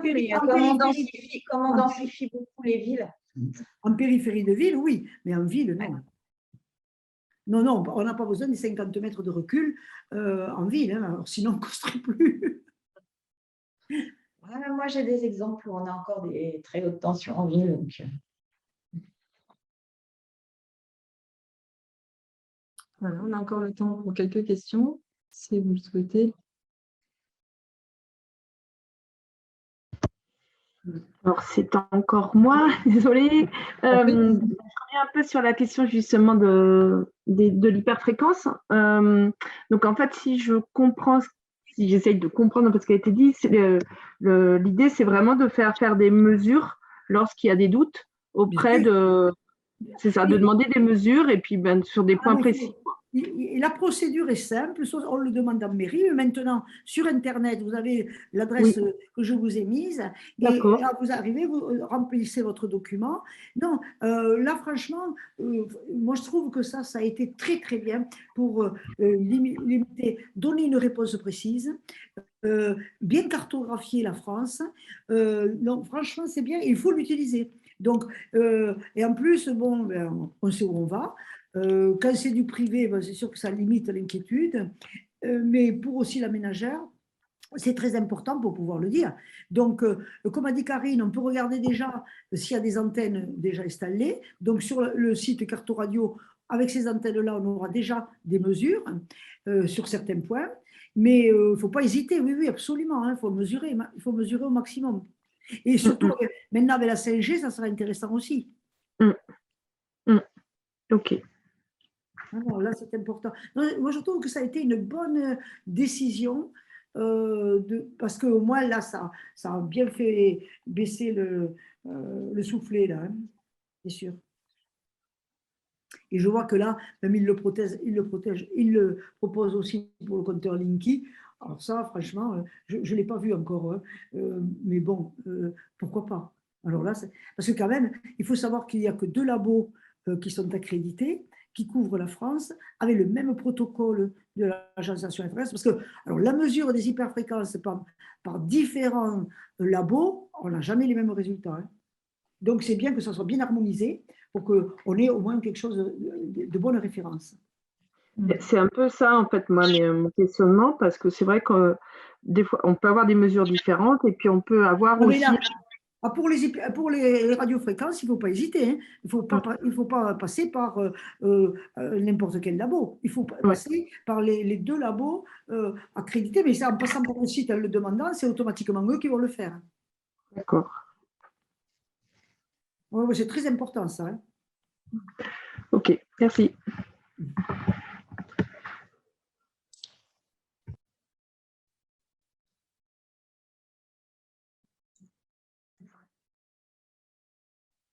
Oui, bonjour, excusez-moi. Oui. Juste une petite question peut-être sur les aspects réglementaires, peut-être pour revenir rapidement dessus sur ce seuil des 100 micro-Tesla. Comment il est défini? Parce que ouais, c'est passé un peu vite au début, du coup, j'ai pas forcément tout noté, mais c'est-à-dire qu'il est défini par des mesures ou c'est par du calcul? 100 micro-Tesla? Comment... Oui, c'est le seuil de 100 micro-Tesla? Comment il a été défini? Oui, et surtout, comment on peut montrer qu'on respecte ce seuil? Est-ce qu'il faut faire des Oui, mesures ou mais est-ce qu'il ce seuil, faut faire Non, du mais c'est calcul? pas ça. il n'est même C'est pas, pas ça. il est même pas respecté, puisque de toute façon, tout le monde le respecte en France. Donc, Oui, d'accord. il n'y a aucun argumentaire à faire avec ce 100 micro-Tesla. Et c'est surtout que quand on lit les rapports, ça dépend comment c'est écrit. Si c'est pour vous dire que c'est inférieur à 100 micro-Tesla, au seuil réglementaire, ça ne sert à rien. Il faut avoir les mesures, les chiffres réels. Donc, le 100 micro-Tesla, c'est simplement une limite d'exposition pour les effets aigus de très haute intensité. Donc, ça, c'est pour les gens qui travaillent sur les réseaux électriques, qui sont suspendus au câble. Mais ce n'est pas du tout pour la population. Donc, on ne s'en sert pas. On s'en sert pas. Il faut que ça soit inférieur à 0,4 micro-Tesla, point. Et donc, on peut considérer qu'il n'y a pas de seuil réglementaire pour le bâtiment et l'aménagement en fait en France par rapport à ce sujet-là Oui, aujourd'hui. mais regardez, avec tous les textes que je vous ai montrés, bien sûr qu'il y a c'est ce que j'ai dit, il y a des décrets, il y a des circulaires et qui parlent bien de ce 0,4 micro-Tesla. Bien sûr, souvent, c'est pour les bâtiments accueillant des personnes sensibles, c'est-à-dire des enfants, des malades. Mais comme disait Karine, il faut l'étendre au logement et au bureau, c'est évident. C'est évident. Donc, si, là, pour le 50 Hz, pour les basses fréquences, on est armé. Si on veut faire le travail comme il faut, on peut le faire, là. On a de quoi négocier. Bon, après, tout le temps, ça ne marche pas, bien sûr, mais on a quand même de bonnes bases. Ça, c'est simple. Le plus compliqué, c'est les radiofréquences. Ok, merci beaucoup. Merci. Éventuellement une dernière question, mais on arrive au terme de ce webinaire. Si personne d'autre veut prendre la parole, je vous remercie tous et bien sûr Suzanne et Karine pour vos interventions très intéressantes et qui permettent de rappeler vraiment tous les tenants et aboutissants de cette problématique. Donc, ce webinaire est enregistré et sera rediffusé donc, sur notre chaîne YouTube et on diffusera également les supports sur notre site internet. Voilà, je vous remercie beaucoup et je vous souhaite une très belle soirée. Merci.